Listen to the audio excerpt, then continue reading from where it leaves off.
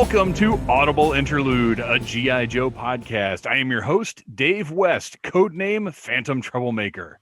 And I am your master of disguise, codename Crapshoot. Because I was going with, and I am your Cobra spy infiltrating G.I. Joe, codenamed Legion Cub. Oh no, Ooh. We're in trouble tonight, folks. What a way to start the new year. We've got the podcast in upheaval, in threat of sabotage. Please follow us on Instagram at Audible Interlude Podcast and on Twitter at G.I. Joe Audible. And we have to talk about a little bit of news, talk about some things that have happened lately. But the very first thing that we have to do, last episode, which you can find wherever you get your podcasts, we did an America's Elite on Destro. And if you don't know, that's where we take a look at a character and look at every version of the character that's come out and determine the best one. And we totally overlooked the classified series Destro figures. Yeah.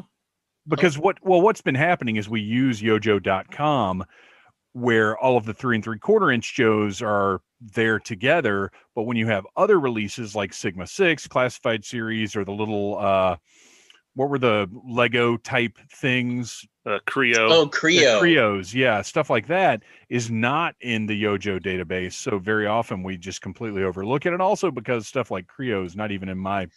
We'll talk about it at some point on the show. Even overlooked Creo.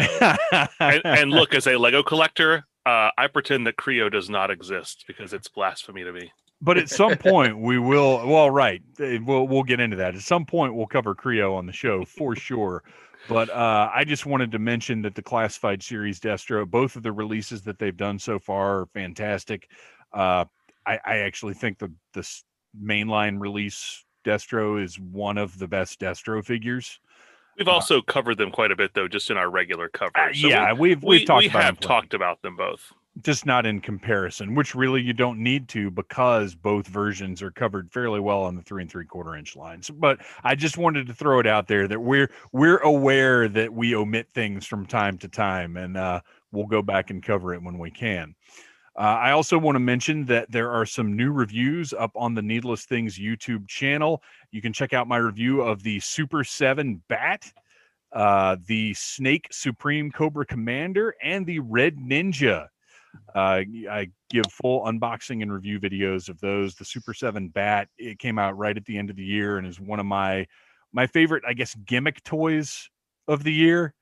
Like, I can't straight up just say, oh, this is an amazing action figure, because if you're not into what it's doing, then you're not going to love it. But as far as just being a gimmick throwback kind of thing, it's an awesome Bat figure. It looked great from the pictures that you shared. Like, yeah, it's the execution on it is so nice. Like, it's very nice, heavyweight plastic, and the way that the chest comes off, it's like everything from the upper thighs to the neck is this panel that comes off, so you see even more than what's traditionally exposed on the Bats. It's just really cool. It's a fun piece, and the problem I ran into is I want to display the figure, but the box is so awesome that I want to display the box too. So I had to kind of like rig the figure back into the box to put it up on the shelf as though I had never opened it. But I did, and you can find that on the Needless Things YouTube channel.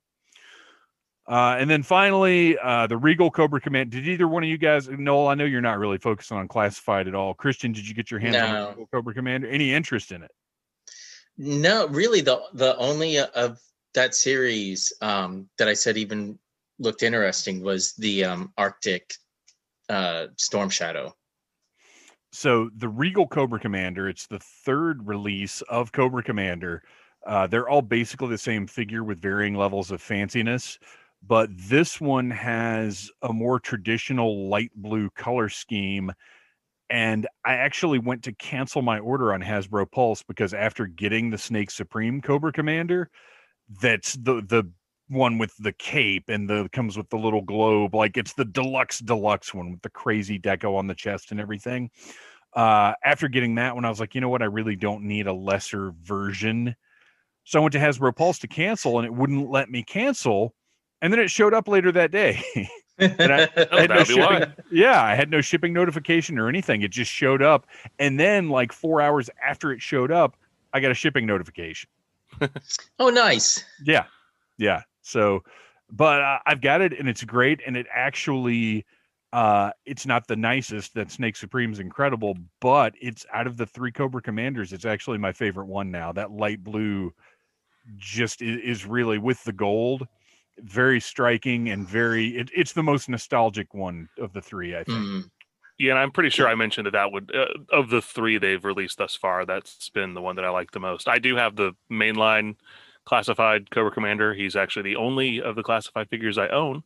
But yeah, if I were going to buy another one, I would get that one probably over the Snake Supreme. I just like the aesthetics of this one better. Yeah, it's, if I could only have one classified Cobra Commander, I would probably choose this one. I would choose this one. The only thing I don't like on this and the Snake Supreme is they colored his little boots. Like, the regular release just has black boots, but they colored the tips, the armored tips on these, and it looks really bizarre. It looks like he's wearing elf shoes. Nothing against elves, but maybe not so much on our favorite terrorist leader. He's been getting advice from the Iron Sheik. Any other? Oh my gosh, that would be the only thing that would drive it over the top, is if they curled up at the end. That's right. Any other news or any thoughts before we move on into the review? Well, we finally got the Firefly and Viper figures showing up at Targets, and people are making Target employees' lives a living hell, according to everything I'm seeing online right now. Don't do that. They're not getting paid enough to put up with you harassing them over the toys that they may or may not have in stock. Yeah, absolutely true. And I went out on the 1st. I didn't do a super early AM run like I've done a couple of times in the past, because I've gotten to the point where these things are so frustrating and the distribution is so poor that I just don't want to. I'm over it. If I don't get a Viper, I don't get a Viper. I'm not taking hours and hours out of my day to chase these things down. Which sucks. I've given to say. up on anything in that is a Target exclusive. Yeah. At least the Target by my house has not restocked its toy section since Black Friday. Oh gosh. Every week leading up to Christmas, when I would go in there, the shelves were just more empty, and going day before yesterday, or the 1st, still nothing. So I'm like, yeah, it's very frustrating. And there's, the newer element now is that all of these exclusives that have hit over the past year, that have gone up for online pre-sale or have been store exclusives in one form or another, now the scalper / bot factor, whatever that is, resellers seem to be more of an issue than ever. Where before I felt like, oh, maybe I missed this wave, they'll get more back in a couple of weeks, and now it feels like people are beating me to it all the time.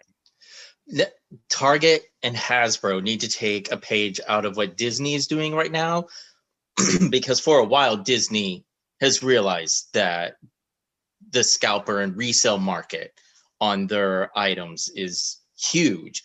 And they've taken steps when it comes to annual pass holders, team members, limiting what they can buy. And now I was just reading that on the Disney store online, when it comes to certain items, it limits you to 2. That's it. So you would have to have a network of friends to be able to buy the amount, that scalpers usually would. And I wish more stores like Target and Walmart would take that stance, because even though I like army builders, if I had more of a guarantee to get a figure, I could handle it if I got 2 versus I can't get any. Well, and that's they actually have been limiting stock, because really I was fortunate enough, around 7:00 Friday morning, because I stayed up Friday night to see if the old 2:30 inventory drop happened, and it apparently happened about 1:00 when I wasn't looking. They were magically, Firefly and the Viper were magically, now their status changed because it went from pre-orders sold out to the gray in stock or ship, which is the same thing as sold out there, but they're a different type of availability, I guess.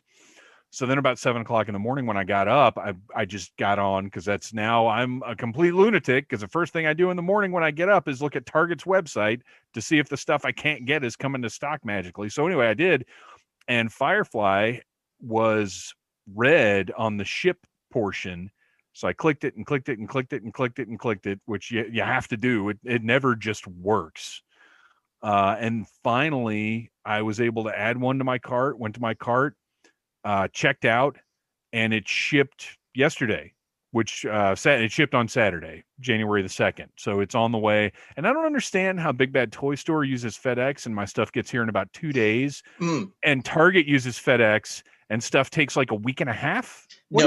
I can tell you with my current job, FedEx and their shipping makes zero cents. It depends on which hub they have, because if you live in Florida, your stuff actually goes up to Tennessee and then back down to Florida. Oh gosh. So I'm telling you, FedEx, don't even try to understand it. It's just going to hurt your brain. Well, all I know is I managed to order a Firefly and it's on the way now. And even though it's a Firefly that I don't even like that much, this is what Hasbro's done to us. I'm excited just because I was able to freaking get it. So good planning, I guess, Hasbro. All right. Any other thoughts about the current crop of Cobra Island or anything else before we move on to our review? Hiss tanks and Ostrikers showing up on clearance at some Walmarts, I hear. What? Yeah, those are what you can find from the Retro Series stuff. Well, those and Snake Eyes. I haven't seen them on clearance yet, but no, but I'm seeing Walmart, them in large numbers when I go in now. Really? They've dried up here again. The 3 Walmarts closest to me, the little metal figures. That's it. Yeah.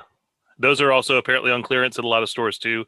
I haven't seen them on clearance here either, but I've seen a lot of people posting pictures of them where they're down to like $16 or $18 for the Hiss and the Ostriker.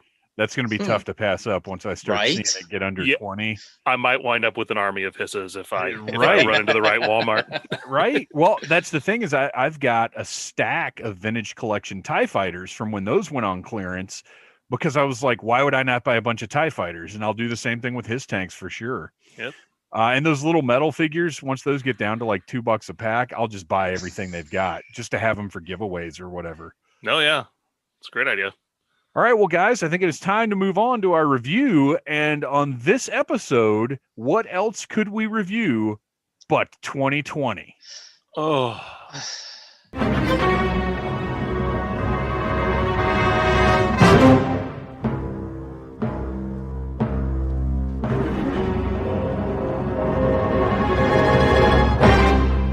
2020 was quite a year in the world of toy collecting, and a big year, a massive year, really, in the world of G.I. Joe.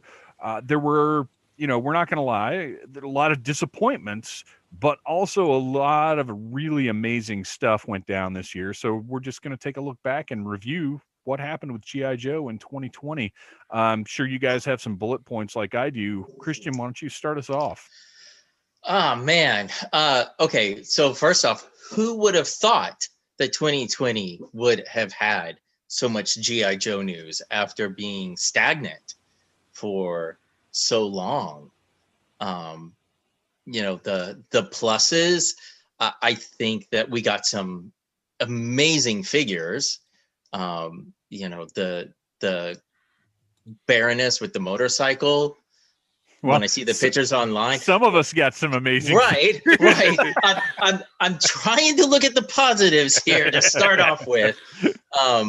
The vintage collection hitting Walmarts, although with enough time and looking online, it's pretty much the 50th anniversary re-released.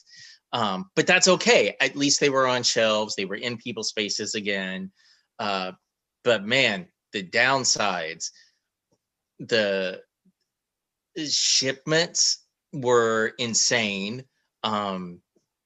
totally bad form when you pre-order something and you keep getting those emails saying, oh, it's delayed. Oh, Yeah. it's delayed. And then you walk into the Walmart and, oh, look, there's the Ostriker that apparently I'm still waiting on. So bad form there. I think they underestimated when it came to the vintage collection. Like, we've said, you can find Snake Eyes.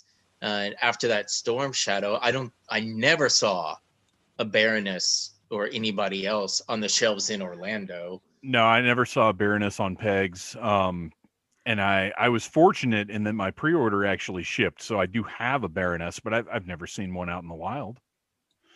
And the other frustrating thing is, I think, Noel, this happened to you where you had the pre-order, it got delayed, you saw it in the store and were like, well, I've got a pre-order, and then your pre-order got canceled The next day. Yeah, that was frustrating. But thankfully, thanks to Dave, I got an Ostriker, and I now have been able to see them in stores more often. So they're out there. You just got to be patient for some of these things, unless it's a Target exclusive. That's the other thing to keep in mind is distribution. It's been particularly rotten, or it was particularly rotten in 2020, but it's never been good. Walmart, going back years and years and years, there are items that are Walmart exclusive that you might not ever see locally, or you might see locally months after they first start hitting stores, and it goes straight to clearance. It's the thing that we have to accept is that Walmart and Target get these exclusives because they want to have these little items that are just theirs. And the manufacturers want them to want these exclusives because it's encouragement for them to carry the main line. So they're awful, but they're necessary. And if it wasn't for these retailer exclusives, we wouldn't even be getting these items, because that's how they get made. Is Walmart says, hey, we'd be interested in a G.I. Joe line just for us. And that's why we're getting retro G.I. Joes and retro G.I. Joe vehicles. If Walmart weren't interested, we wouldn't have a new His Tank. We wouldn't have a new Ostriker. So it's very frustrating, but it's just part of the game now, unfortunately. It's also, this is a brand that really hasn't had any real support by Hasbro in at least a decade. It's been, since when did Retaliation? 2012 was when Retaliation came out, and that's probably the last year that there was a lot of real focus on G.I. Joe from Hasbro. So, the Walmarts and the Targets are like, some Targets aren't even carrying the classified, or the classified figures. I've been in Targets that don't even have pegs for them, that I've never seen the figures there at all. Yeah, so I mean, there was a bit of a risk. They didn't know how well these were going to do, and right. There's probably also an artificial scarcity because, as we've talked about, the scalpers and the bots who are going in there, they're clearing these things out before they get there, and so it creates this artificial scarcity. And then, same thing with those ones on the Walmart aisles that are now showing up on clearance because, well, now the people who all needed them right away have theirs. And so now we're back to the average Joe, no pun intended, finally getting a chance to get theirs. And not everybody's, G.I. Joe is still a niche toy for most people. And I think to focus on the average Joe, we've got to talk about what is kind of the main line of all of this, and that's the classified series. And I do have to say, frustrations aside, it is delivering something that I didn't know I wanted, because the more time I've had to think about this idea of a 6-inch G.I. Joe line, and a year ago, if we were talking about this, or I guess a year and a half, 2 years ago, if we were talking about this, I would have said, well, yeah, I just want 6-inch versions of the original characters, not necessarily original figures, but like I want that 80s looking Duke, but in 6-inch. And to an extent, I wouldn't mind that. And 2 years from now, it's entirely possible we'll be looking at a 40th anniversary series and we'll get something like that. It wouldn't surprise me a bit to see a G.I. Joe line that's along the same lines as what Hasbro does with Star Wars, with the 40th anniversary Empire Strikes Back figures on the old school cards. But until then, what we have, to me, is honestly much more interesting. We're getting modern interpretations of these characters we love, And that for me creates an excitement about the line that wouldn't be there otherwise, because if somebody told me, hey, Bazooka and Alpine are coming out, I'd be like, cool, I'll buy Bazooka and Alpine. And that would kind of be the end of the conversation. But now we get this speculation of, ooh, what are they going to look like? What are they going to do with them? How are they going to integrate their original looks into this modern look? And something that I've really been liking, and I'm sure we've all noticed, is the line has been course correcting a bit as it's gone on. That's true. Mm-hmm. Yeah, the designs of the more recent figures have definitely echoed their original counterparts a lot more than some of those early ones. And there's, if you've ever worked in corporate America, I'm sure you've heard all about brand synergy. Yes. And that's the thing that all these companies want. And for all the other like mainstream boys toys line in quotes, things like Star Wars and Marvel and Power Rangers, all these things that Hasbro owns, they're doing 6-inch figures, and G.I. Joe was being rolled into that. Shows, and this is, as I mentioned, this is the first year in a long time Hasbro has really shown that they are paying attention to this brand and trying to get it out there. So rolling it in and having these 6-inch figures along with all their other flagship brands says a lot about how much they want to get them out there. Well, and speaking of synergy, we actually do have a media tie-in that came in sort of unexpectedly around the middle of the year. We found out there was a G.I. Joe video game on the way with looks based directly off the classified line, which is not something you always get out of video games. A lot of times, matter of fact, if you want to take a look at the Batman Arkham games, those designs were completely original. While DC Collectibles did release a line of action figures, the looks in the game were not tied to anything, and there was not any really cohesive plan to have a marketing blitz the way that Star Wars and now G.I. Joe tend to do. So we have this video game with playable versions of these action figures, essentially, and the video game actually turned out to be a whole lot of fun, which was, I'll admit, surprising to me. Have you guys had the opportunity to play it at all yet? I do have it. I still haven't had a chance to play it yet, though. I haven't bought it yet. I saw it in the shop when I was playing my Switch a few weeks back, and I was like, I should purchase it. It's only $30, but I just haven't gotten around to it yet. Especially if you've got somebody who likes playing video games with you. Like if you want to play video games with somebody, the 2-player mode is a lot of fun. It's not overwhelming. It's a pretty. We talked about it a few episodes ago, but it's a pretty basic, straightforward shooter. But the G.I. Joe skins are fun and they work well. It's just a fun game to sit down and play. So good job on that one, and great job, like I said, having the actual figure representation there, where you're playing as something that you can theoretically go to the store and buy. True.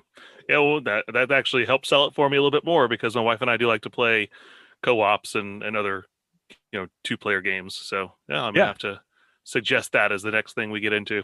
Yeah, the 2-player co-op mode is very well done. It's very easy to pick up and play a level, and then when you're done, if you just want to spend 20 minutes playing the game, put it back down, pick it up later on. It's very in and out, easy to play, solid stuff.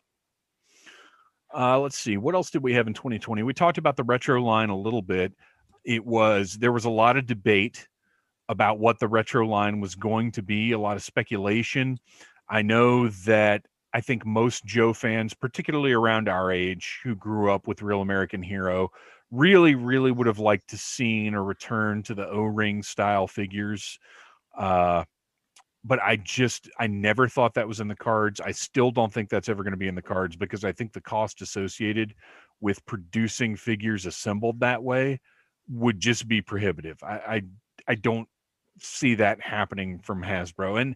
But as I say that, I think about things like the core that lasted for so long, that were the same kind of construction, that were budget figures. And I wonder if cost is as much of a factor as I think it is. I think stockholders and profit is more of a deciding factor when it comes to that. I know people say the cost of plastic has gone up, the paint apps, articulation, tooling, all new tooling is super expensive. totally get it. But there are smaller companies out there that are doing this at just slightly more than what we're paying for the retro collection, Joe. So I think they could do it if they wanted to. These molds already existed, so it was easier to pull them out, slap it on vintage style packaging. That doesn't match the figure. That doesn't, right. And at first, I kind of tried to wave that off and be, as positive as I could be. But I got to say, there's just no excuse for that, because they have the parts available to do a lot better than they're doing at representing that vintage card art. And I don't understand why they're not doing it. But I will add, from a cost perspective, I never, if you put a gun to my head and said, we're going to give you a HISS tank with a driver for $25 in 2020, I'd say you're crazy. Yeah. That's a $50 vehicle nowadays. So the fact that we got the Ostriker and the HISS at such a good cost, I can't hate on it too much. No, those are the vehicles are the shining stars of the line to me, and it's a shame that we're seeing them just sort of languishing on the Walmart shelves, because if going forward, if they were able to focus on those vehicles, I'd be fine with that. I honestly don't know that I really need that many retro collection single figure releases, because what they're doing, especially with the reveals we talked about, I think it was on the last episode, just not that interesting to me. But new vehicles are 100%. Well, especially if you're still an O-ring figure collector, those vehicles are almost identical to the ones, the Fang notwithstanding, which is a complete retool, but the Ostriker and the Hiss are essentially the same toys that you had growing up, with a few minor changes.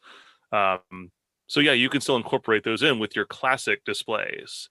So I think those definitely have an appeal to people like me, who I wasn't a big fan of won't say fan, but I wasn't a big collector of the 25th and 50th. Well, you just lines. didn't dive into it ever. Yeah. But I still love to have pieces that I can display with my 3 3/4 inch 80s Joe figures. Yeah. And those definitely fit the bill. One final thing I want to talk about a little bit. It was interesting seeing 3.0 and Super 7 actually be integrated into the Hasbro Pulse website. Obviously they have the license to make G.I. Joe toys that Hasbro is not making, but I thought it was very interesting to see them so closely integrated with what Hasbro is doing. I feel like that's a different thing and a step in a different direction from how Hasbro usually handles things. So speaking from a totally different toy line, I will say that Hasbro has been good at knowing there are some niche markets. There are toy lines that we put out that have a very small but dedicated following.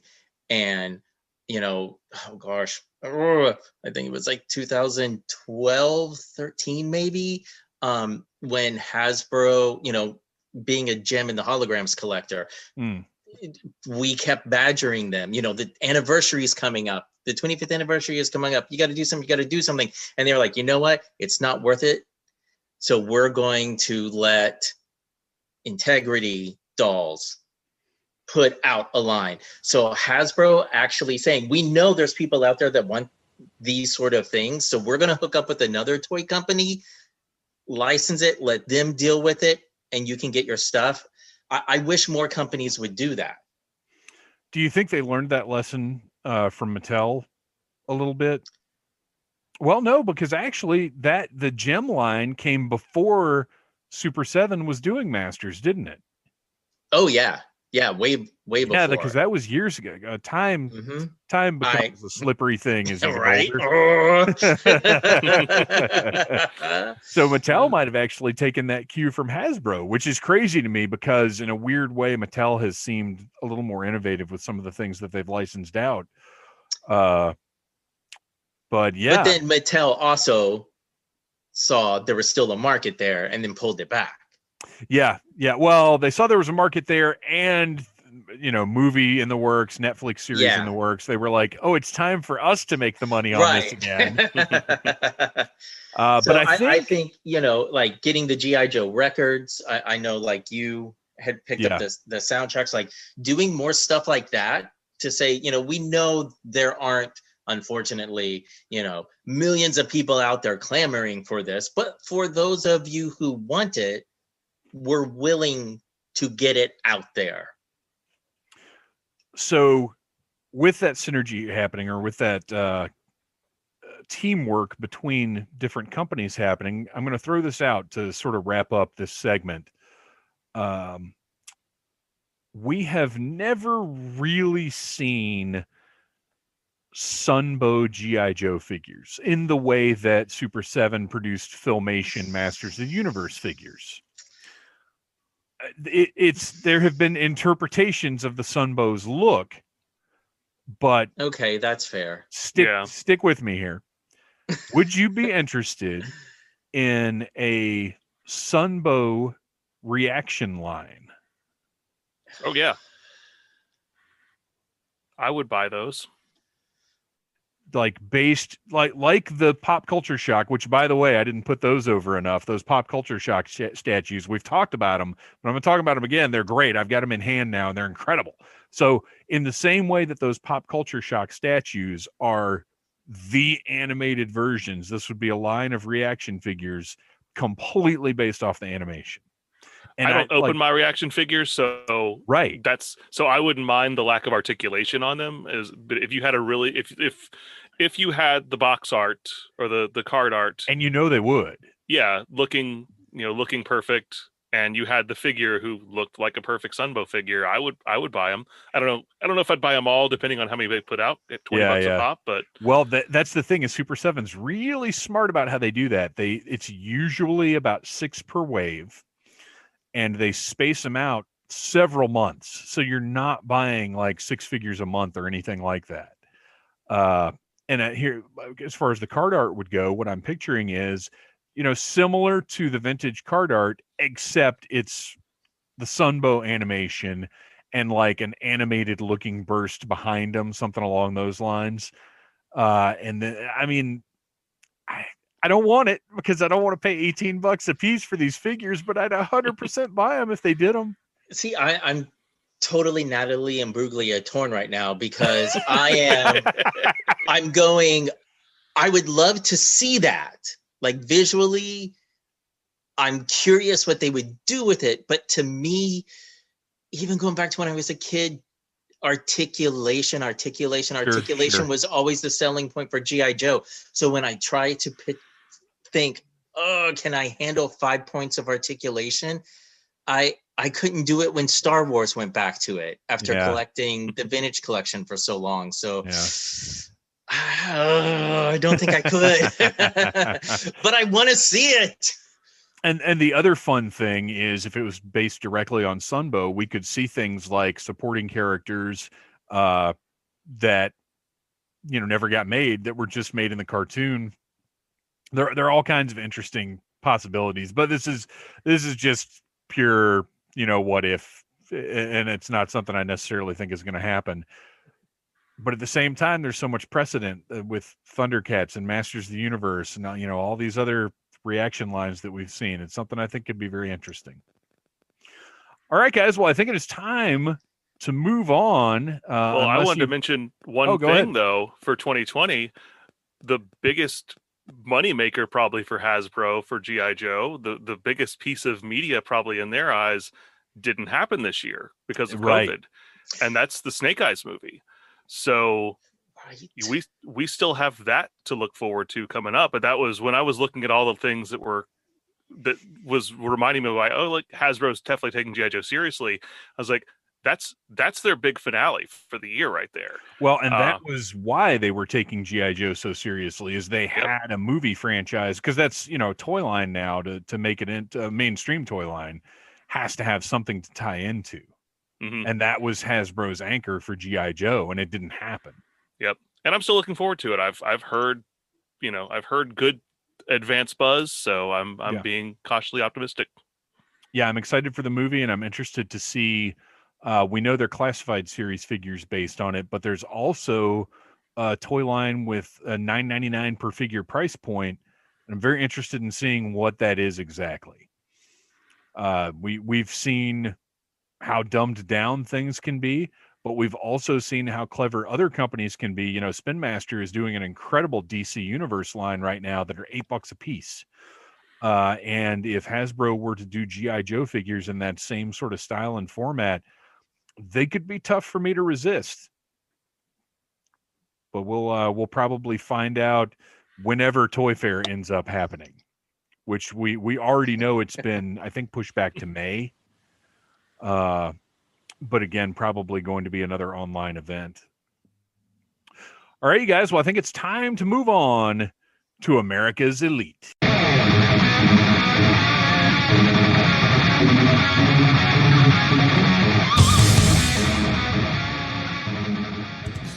Welcome to America's Elite, where we pick the best version of a character from multiple G.I. Joe lines. I'm not going to say all because we're probably going to miss something again.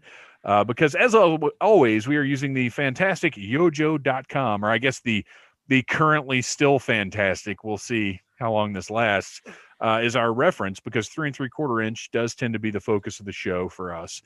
And this month, I have chosen Dial Tone, one of my favorite characters, or I guess one of my favorite figures. We don't, character-wise, I don't know that we necessarily get a whole lot out of Dial Tone, but figure-wise, when he came out in '86, he just had a really cool look to him. Noel, I know you love the fact that he's a beret guy. That's right.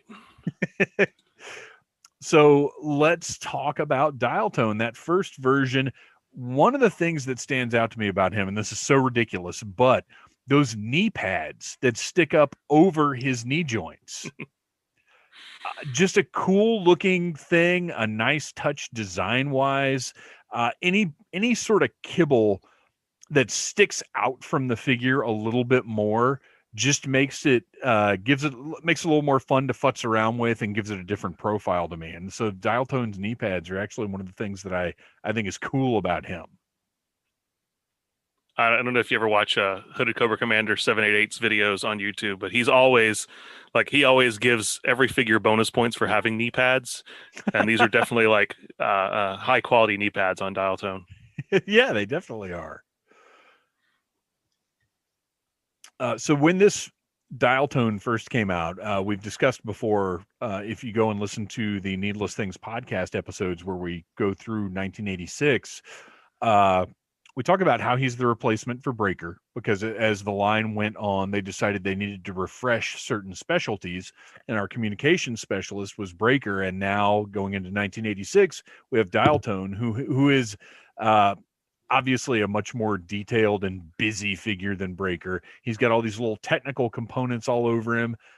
His open back gloves, which I was always interested in the way that they presented these gloves, because they're meant to be almost like golf gloves, I guess, that they have the open on the back of the hand.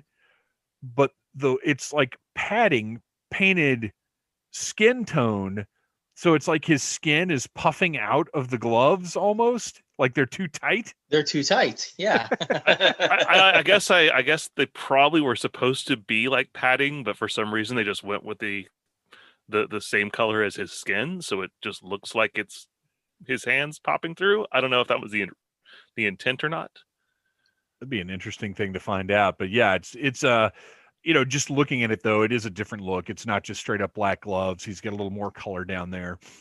Just a cool figure. He looks like a techie guy. He looks like he's going to hang out with Mainframe, and they're going to have communications adventures. And I love it because 86 was the first year where we really started getting, there were a lot in 85 too, but we really started getting some color schemes that were not exactly battlefield appropriate. So I'm glad that for the most part, Dial Tone is in like traditional military colors with his beige and his green and his black. Probably not all regulation colors, but still you could look at this figure and think, yeah, this is an actual military uniform. And then, of course, his crazy comm rig. The backpack. The backpack is it's as great as the figure is. The backpack is probably the selling point because having that little articulated microphone, man, that was cool. Oh yeah. And we're all wearing, well, Noel, you don't have one. Christian and I have the cool dial tone microphone on right now. Then that same year, we get our first variant of dial tone that has a special place in my heart because it is from the Special Mission Brazil pack. Oh, hang on. It's not letting me click. It's just bringing up another picture of dial tone. Darn it, Yo Joe. You gotta click on it and then click on the actual description below where it says dial tone V2, and then it'll take you to the listing. I'm sure this will only get better with the new ownership. Anyway, Special Mission Brazil Jungle Camouflage. I think bright red. Yes. Well, apparently I'm the guy on the phone. The rest of the team sends out first. Hasbro thought bright red as well. But it's a cool variation, and this blew my mind at the time because, repaints were not something that, as far as being costume refreshes, just didn't occur to me at the time. And it's very interesting that he came the same year as the original figure. Yeah, I mean, sometimes it would happen like the next year early on, like with the Grand Slam or Clutch or Grunt getting a different color with the same mold. But in the same year, I think this was the first year that they had several figures that were repainted in new colors. Well, I like this version. It is not the better version to me, but like I said, it has a sentimental value because my mom got me this set kind of out of nowhere, and I didn't even know what it was, and it blew my mind at the time. So I'll always love this dial tone, but the V1 is still the big winner for me. What's our next one here? So it's the same. It's V1 just done in blue with silver for all of his tech gear. Looks like he came with more accessories. Like he actually came with a giant satellite backpack. Like it actually has a little mini satellite dish. Well, this is a Sonic Fighter, so these were the ones that had the backpacks that had the little buttons that made noise. So yeah. Okay, my younger brother never got him. Yeah, so this I do love the Sonic Fighters because, well, now you could put that technology in a backpack that would actually be a reasonable size for the figure. Right? But at the time, this is what we're limited with, and so they're a little goofy. But I love the fact that he's almost got the Techno Vipers colors, which I liked on that figure with that kind of purple and silver and gray. I think this is a really good color scheme. It's not as exciting as the previous two, but it actually makes a little bit more sense. I do like this, and he comes with so much gear. It's preposterous. Yeah, I keep looking at him, and I'm like, the colors do go well together. However, as much as I was riffing on him, the solid red of version 2 just looks more toyetic to me. Like he looks like he belongs in a comic book, whereas the Sonic Fighters reminds me of, he could actually be fighting in a battle. I just can't get over the way the red clashes with the brown. Those colors just do not complement one another on V2. Which is funny because G.I. Joe in the 90s is known for its garish colors, and looks like dial tone actually made out okay. Well, we do have a pretty bright and ridiculous dial tone here in 1994, though, that barely even resembles dial tone, if we're being honest. But look at that smiling face. Well, he's got the mustache. But otherwise, I don't know what about this guy. This is from the Battle Corps in 1994. Which was just the main line. That's just what they called the mainline Joes the last 1 or 2 years of the run. Yeah, his helmet is totally Samurai Pizza Cats. But it does have a microphone on it. It does have a microphone, but Yeah, this is one of those where I have a feeling that they just designed some figures and just assigned them names to keep copyrights at this point, because outside of the headphones or the headset on his helmet, words are hard. There's not really anything that screams like dial tone for this one, or even communications officer. No, Yeah, no, no. absolutely not. I mean, to me, if you take the helmet away, he he he reminds me of like the Eco Warriors kind of look, and Well, yeah, anything that no, has that neon to me kind of does that. And what's interesting is this torso was never used again. It was made specifically for him, but there's nothing on it that looks dial tony. no. If anything, it looks like he has some kind of respirator pack that's not connected to anything, so it doesn't even make sense. All those years of smoking. Oh, poor old dial tone. He talks like Kane now. Joe's coming. I have a message from the field. All right, let's move on from this guy to perhaps an even more generic dial tone. In 2000, he does have the beret. He does have the knee pads. He's lost the mustache, He's which shaved. to me disqualifies him entirely. This is weird because this is a straight repaint of the original dial tone figure minus a mustache. So I think he got in trouble. His mustache wasn't regulation, so they just had to they just forced him to shave it. No, he's got one a different. No, he's his torso's different, isn't it? Nope, it's the same torso. This is oh my gosh. You're right. Exact same mold. Oh my gosh. It's funny how much difference it makes those grenades being silver instead of black. Mm-hmm. Dear listeners, this was the moment in 2021 when you just heard Mayan Phantom's mind completely blown. That's wild. But I really like this because this looks like Army dial tone. Like he looks battlefield ready. He would have fit in with the 82 wave for sure. Okay, so this is, you know what? I don't know that I have this one, and I've got most of the 2000 Joes from this wave, or from this line, rather. I'm actually looking at his face close up, and I think that mustache might still be molded and is just not painted, which is really creepy. So he's doing a Cesar Romero? Yes. I think you might be right. I think you're right. If you zoom in, it looks like he has like... It looks like he's got a hair lip. Cat lips. So this is Joaquin Phoenix's dial tone.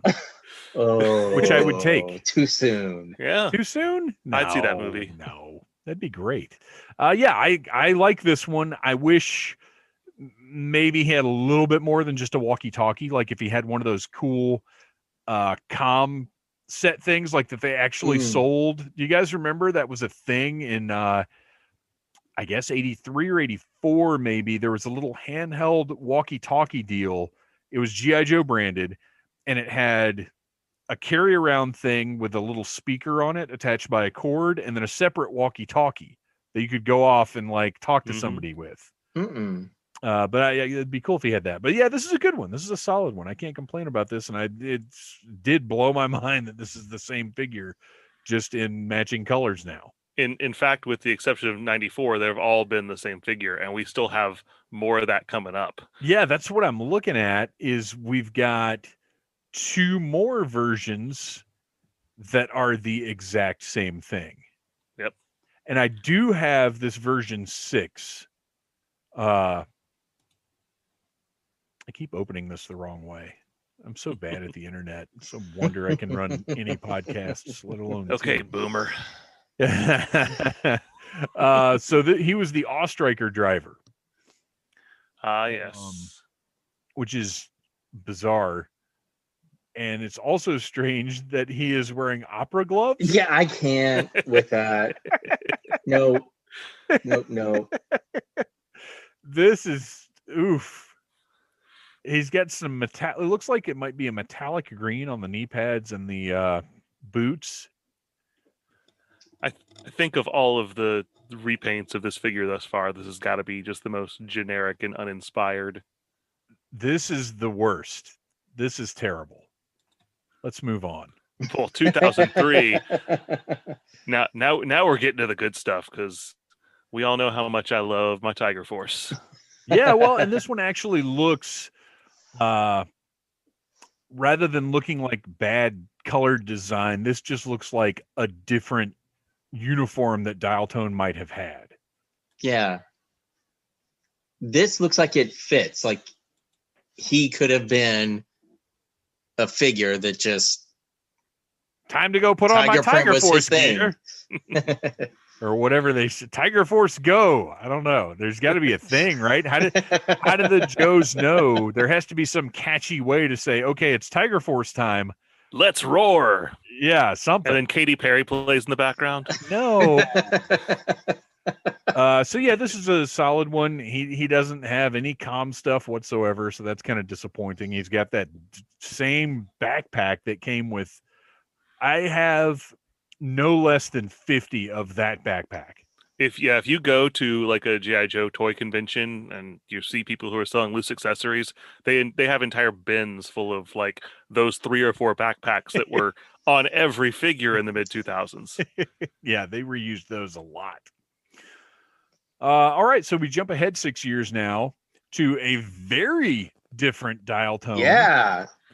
This is a case of them just slapping a name onto a character from the movie.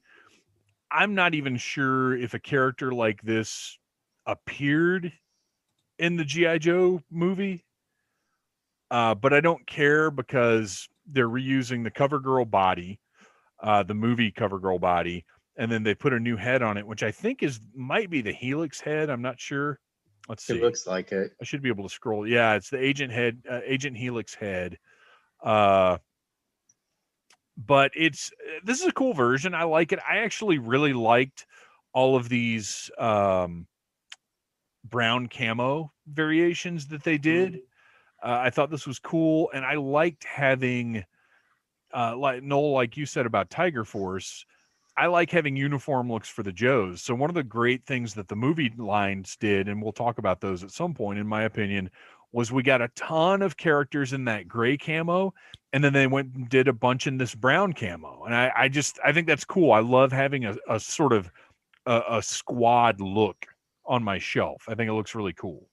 Well, they did this female version instead of Jack Morelli. It's Jill Morelli, so they went with that name. But she was in a lot of media. This is the only figure we got of her.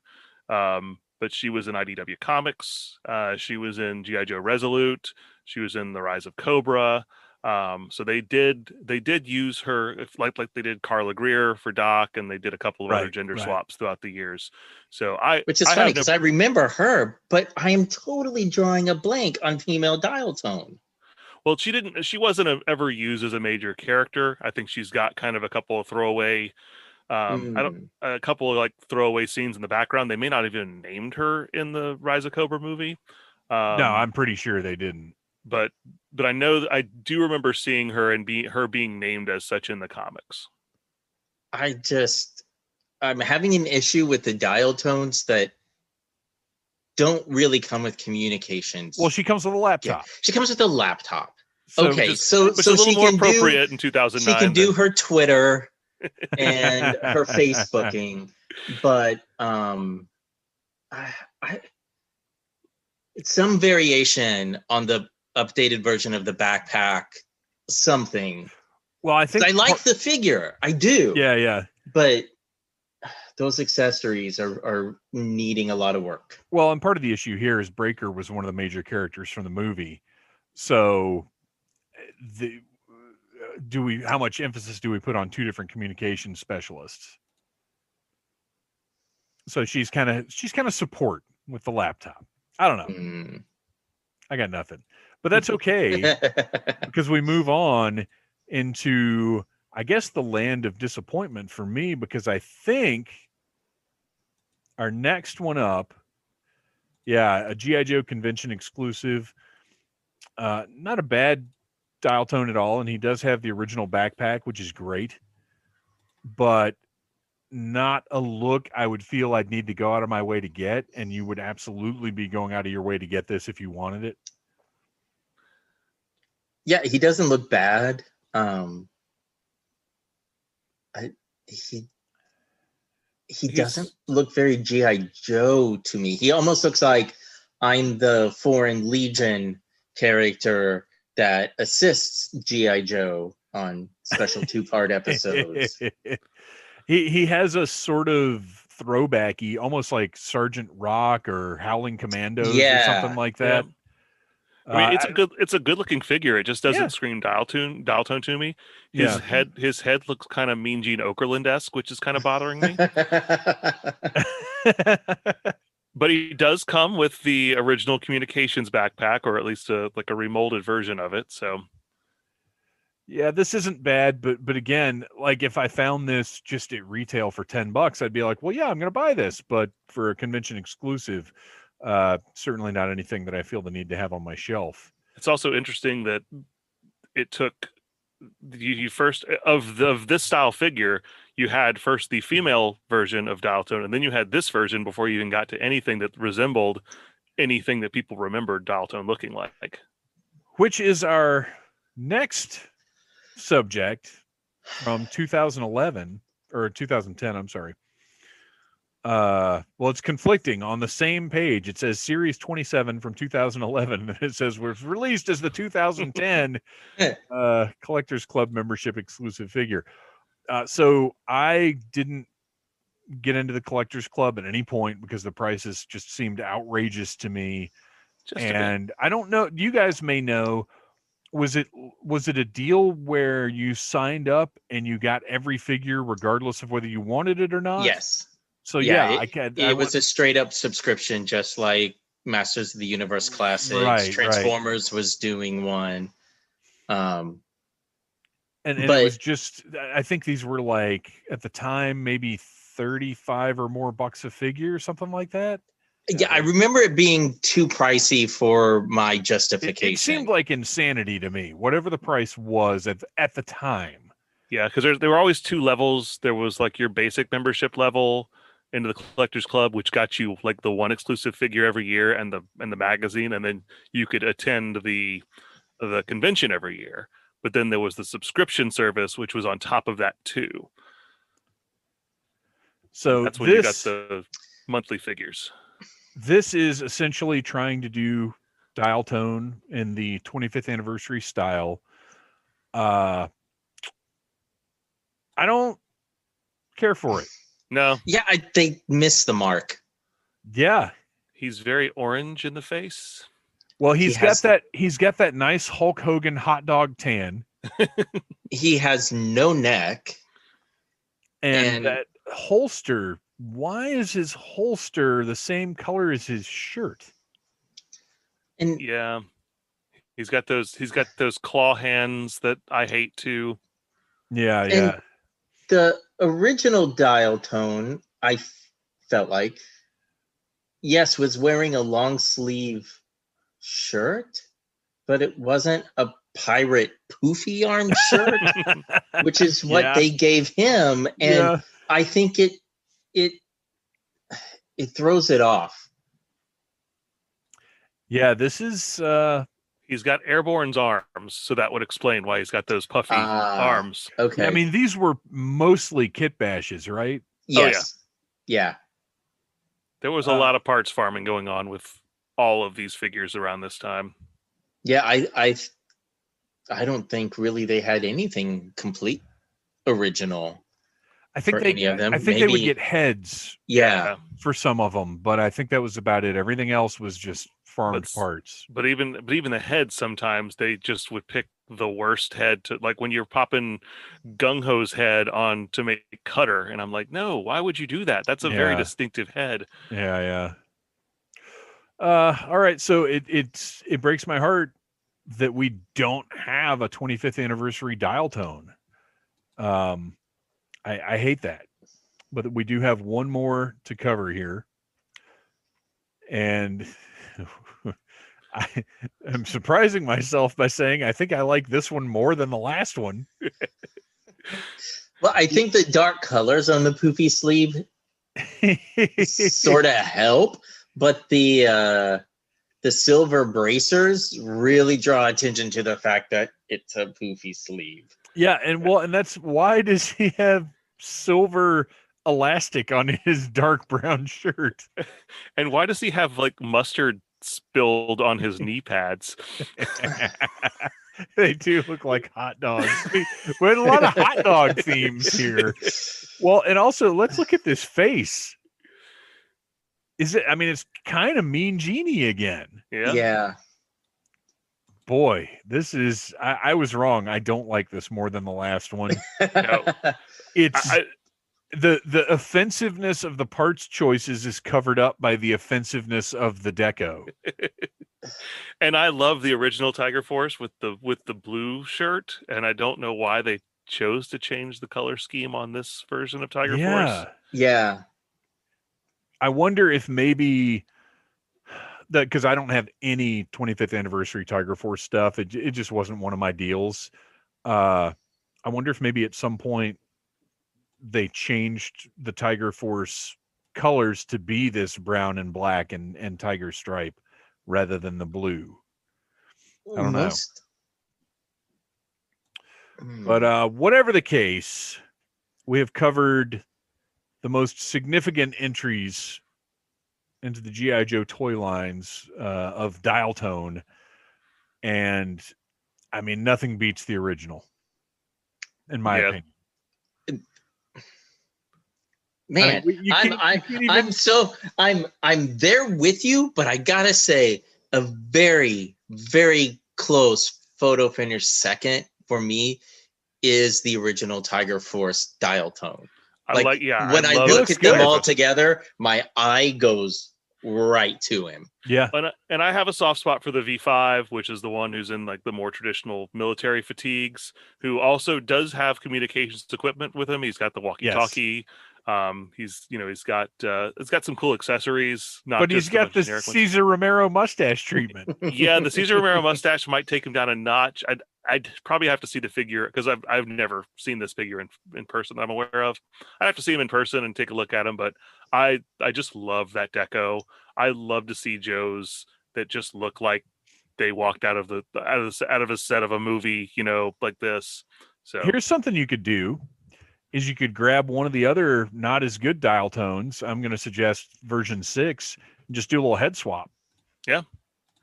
And then you end up with this guy with a black beret, which kind of takes away a little bit, but at least you've got his mustache. Yeah. The fact that the beret actually has the detailing, that it does, not just the flash, but also the leather strip around it is painted separately from the rest of the beret. Yeah, that is a nice detail. Pretty sharp detail on this figure. Yeah, since the stash is actually sculpted on his face, I think get yourself a really, really good magnifying glass and a straight pen and just paint the mustache on. Old school marker it on. That was actually a friend of mine. I don't remember what it was called, but there was like a G.I. Joe collectors club in the 80s. Mm-hmm. And a friend of mine was a member, and he got all the little magazines. And one of the magazines actually had an article about how to detail your figures with a Sharpie. Oh, wow. Yeah, that was I would love to track down some of those, and at some point I will. I used to have, and I probably still have some of those magazines buried around here somewhere. I had a handful of them. So, are we all in agreement? Well, I don't know, because we had some Tiger Force dissension. What do you guys think? No, I think version 1 still beats it, but it's really close. Yeah, version 1's going to always have it. It's the only one of these figures I've ever owned. It's always going to have a soft spot in my heart because it was the original. But I think there's a couple of others that are, if I were looking at it from a completely objective viewpoint, where I'd never owned a dial tone before, I might choose a V5. V5 is nice and very reminiscent of the first Joes that came out too. Yeah, that more strictly military look, and it really does blow my mind that this figure is the same. And I think I could have it in hand and maybe not even realize, like, oh, this is all the same parts. Learn something new every episode. Yeah, that's what I aim to do. All right, you guys, it is time to move on to Instruments of Destruction.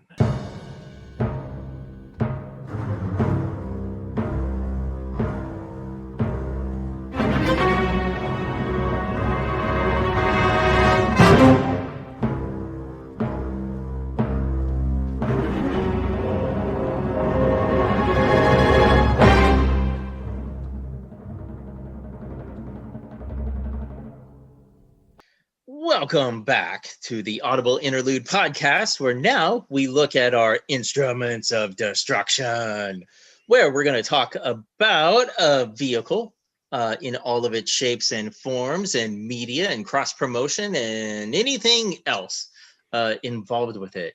So to kick off 2021, I thought instead of going with a vehicle that I have a history with, that I own, I wanted to dig into something new. And I came across a vehicle in an eBay lot that I had never seen before. And it was this squat, square-looking tank.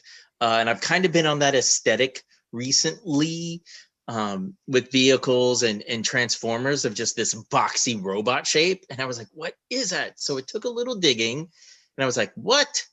This really awesome vehicle known as the Warthog, which was Sergeant Slaughter's second vehicle.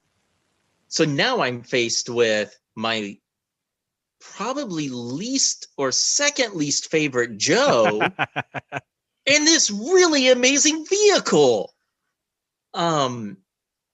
So it is as square can be, with a front that sort of looks like the APC troop carrier, tank treads, two giant missiles on the top, and a Tana, which I'm sure lots of kids lose.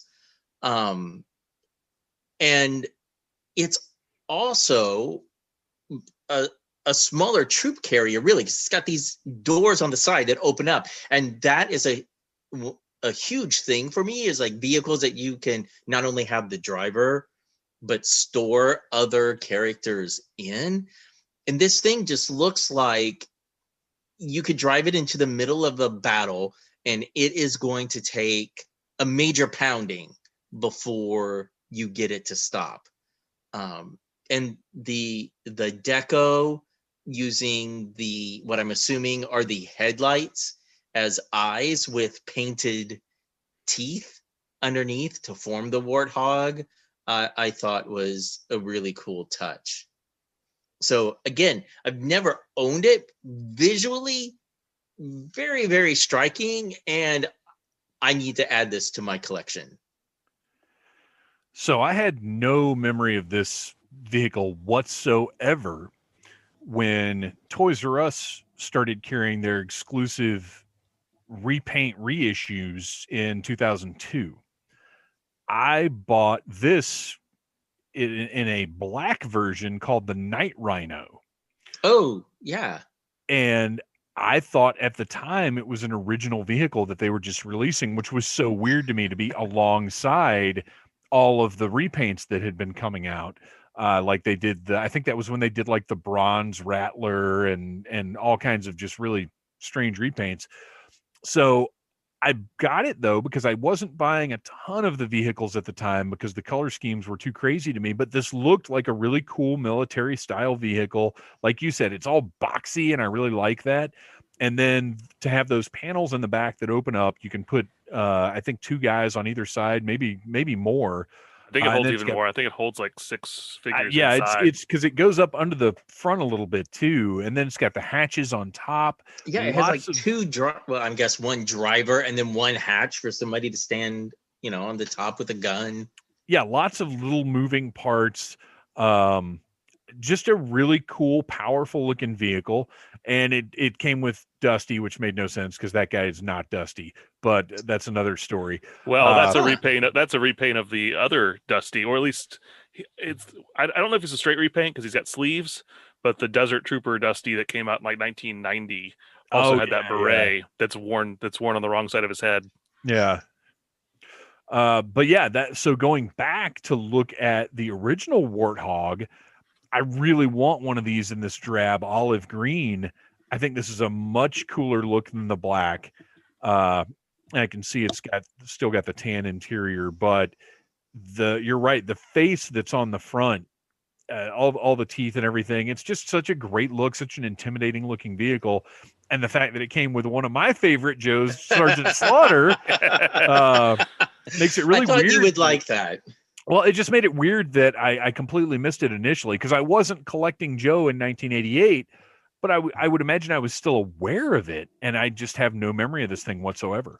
Me neither. And not that I was, that's that gap between when me and my older brother were no longer into Joe's before my younger brother got into it in the 90s. But looking at the fact that they made a micro vehicle for it, makes me think that either this was a big push for them because it was a Sergeant Slaughter vehicle and they thought that it was possibly going to do more. I mean, having not owned it, I have no idea. But then I stop and think of all the other vehicles that came out during that time period. Like, yep, I knew that. How did this slip under my radar? Yeah. This is definitely after I quit collecting too, but I remember seeing this because I would still occasionally sneak down the toy aisle at Kmart or whatever and look to see what they had. And I remember seeing this one, and I knew it was based on an actual military vehicle. So it always kind of stood out to me as being something interesting. But I don't know why it took me years long after that to figure out that it was actually a Sergeant Slaughter vehicle as well, because I remember seeing it in the stores, but don't remember seeing Sergeant Slaughter included with it. And there's a lot of the toys in that era. Like if I look at them now from my bias as being a Joe fan from like 82 to 86, a little bit of it into 87. There's stuff that came after that. Like that doesn't like a GI Joe vehicle, but this looks like a GI Joe vehicle. Like this, I could see released in 83 and would have fit in just perfectly with everything else that year. Yeah, absolutely. All right. Well, any other thoughts about this Warthog? It was the original retail price was $9.29, which is mind blowing because that's an odd amount. It came with a Sergeant. Well, that's probably the MSRP. I'm sure it was like $9.99 at retail or whatever. But the Sergeant Slaughter that it came with has what looks to me to be the same chest that they reused for something else that we will be discussing in the near future. And he had a removable hat, which was a big deal. Yeah. And a full head of hair, which is not like the real Sergeant Slaughter. Well, if you know, there is a story about Arn Anderson and his Galoob action figure, and the reason why some of them have a big bald spot and some of them do not. Apparently, old Arn got a little angry about that bald spot. And I would imagine Sergeant Slaughter had a little bit of creative control as to how they depicted that full head of hair. But anyway, Warthog, great vehicle, holds up to this day, and honestly, could potentially be a candidate for some kind of reissue in the retro line, I would think. Yeah. Yeah, it totally fits in the price point. Yeah, since I've never owned this vehicle either, I would snap, especially at $25 price point with a driver, I would snatch that up in a heartbeat. And it last came out in 2006. So, yes, that was 15 years ago. Don't remind me. Years ago. But, recent enough that maybe they've still got these parts laying around and can do something with them. All right. Any other thoughts about the Warthog, you guys? Warthog / Night Rhino. Are we going to get a Ramones song to bumper this? No, because I have to keep this copyright free and PG-13. Well, yeah, that as well.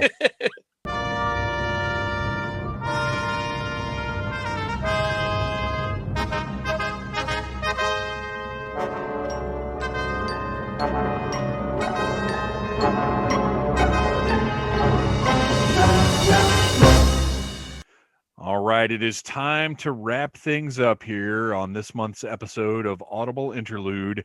But before we do that, we have to throw out our Knowing is Half the Babble segment, where we each get a limited amount of time to ramble about anything G.I. Joe related. Noel, why don't you kick us off? All right.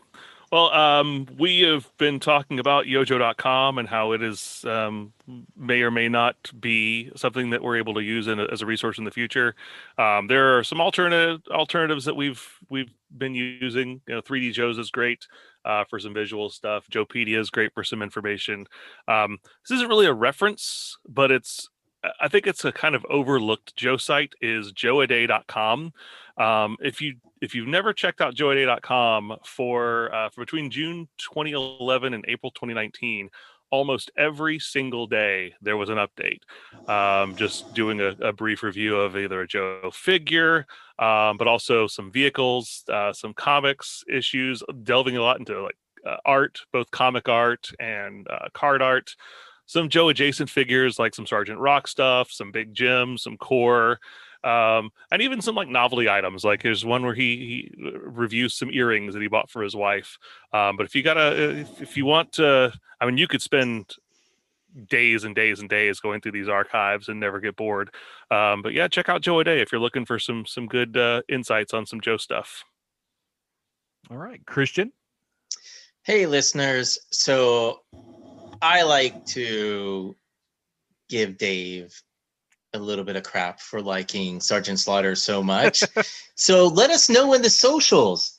Would you like us to do a Sergeant Slaughter themed episode where we can go toe to toe and decide? So yeah, hit us up on Twitter, Facebook, all the socials. Let us know. Let us know what you guys want to see. And yeah. We could almost do a version of Springfield Showdown, but it's where I defend Slaughter and you like pros versus cons. Right. We could do something like that. So yeah, definitely hit up G.I. Joe Audible on Twitter and let us know if that's something that you'd be interested in hearing. Because I will go to bat for the Sarge.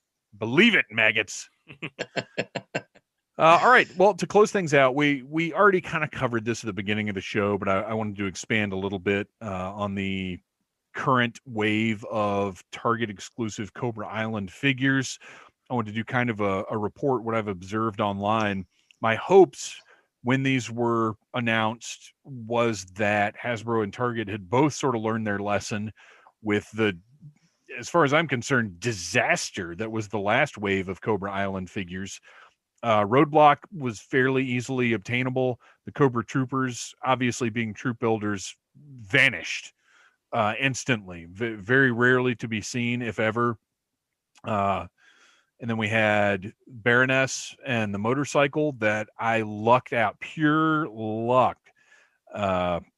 Just hit the right place at the right time one day and ended up standing around for about an hour and a half talking to a fellow Joe fan, while the employee who was very gracious about the whole thing kind of rummaged through various stuff that had come in that day and brought two of that Baroness set out. We each got one, and that's the only time I've ever seen it anywhere. And then what else was in that first wave? Oh, Beachhead, who I got online and have never seen. And apparently there's a variant. There's a blue-eyed Beachhead and a brown-eyed Beachhead. But again, I never saw in the store. A buddy sent me one, and then I managed to order one from Target for my son. And that's it. I mean, as far as being on the pegs, the only one I ever saw in the first wave on the pegs was Roadblock. And that was 2-3 times. And now these new ones, I had high hopes that they'd be plentiful, and they're not. The same thing has happened. The release date hit January 1st, and they were not, I got lucky and ordered a Firefly, but it's not like it was hassle-free, and it's not like there was any kind of major window to order them. And the Vipers, I mean, again, they're troop builders. Anybody who's finding them is probably buying every single one they find. And from what I've heard, stores were getting between 6 and 18 of them, and that's it. And we don't know how many weeks it'll be before they get any more in. We don't know if they will get any more in, because the Baroness never seemed to ship again. It seemed like whatever went out in the initial shipment was kind of it. And then from there, they were piecemealing them out between stores, nobody was even getting full cases of anything anymore. It's disappointing. It's majorly disappointing that a much desired troop builder and a maybe less desired version of a very desired character are being released in this way and are causing it's not even about being able to get them, it's about causing frustration in your customers is what I don't understand. Nothing can kill a line faster than not being able to get the figures in the line. Well, it's figure here almost, or there, understandable, but when the headache becomes too much and you can't find them, well, it's we've almost seen the it before. inverse of the potato chip thing. Like you can't have just one. Well, with these figures, if you're missing just one, for some people that can kill the line. Yep. Mm-hmm. So if there's something that's just, and I realize impossible to get in this day of eBay is not even a term we should use, but if it is too expensive to reasonably obtain something, that absolutely kills a line. And I hope, maybe it remains to be seen. We're only a few days into this release. Maybe they'll blow up and be very easy to find. I hope that's the case, but I also thought that would be the case with the other ones, and it never was. Well, the other thing with this too is that while these are more adult themed toys, really these should also be attracting the eyes of a new generation of Joe fans too. And if you can never get like the younger generation get their hands on these toys and get a chance to fall in love with them like we did 35, 40 years ago, what is that going to do for your brand going forward? Well, and that's the thing is like you can't stumble across a new toy line if it's not on the pegs to be found. Yep. Nope. And even the mainline releases are not there now. And from what I understand, those are going to be hitting. They've got repaints. I think completely glossed over this. Repaints of Roadblock and Scarlet are coming soon. They're the same figures, but the color schemes have been changed up a little bit. The Roadblock is okay. They're different.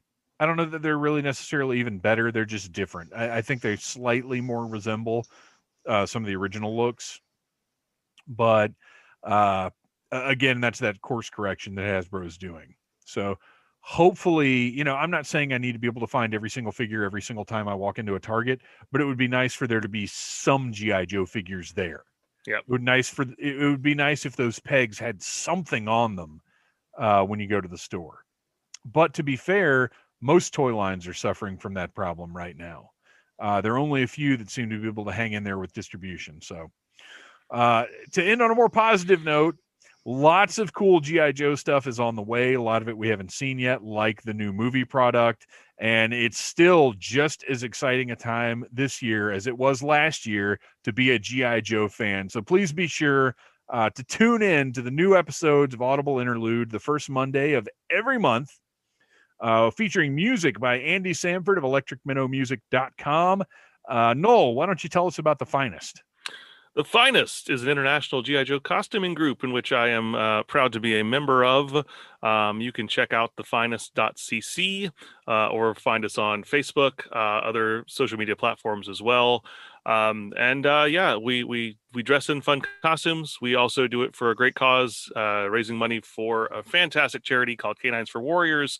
So help us raise some money. We love it. It's especially hard to do in these COVID times. We can't get together and do real conventions very often, but any way that we can raise money, some of our garrisons are doing charity auctions and things like that. You can also follow our individual garrisons from our main site. And just good stuff for a good cause. And Christian, where can we find some awesome figure photography? You can find me on Instagram and Flickr.com at Legion Cub. Awesome. Well, thank you guys for sitting down and once again talking about the thing we all love, G.I. Joe. Yo, Joe! Cobra.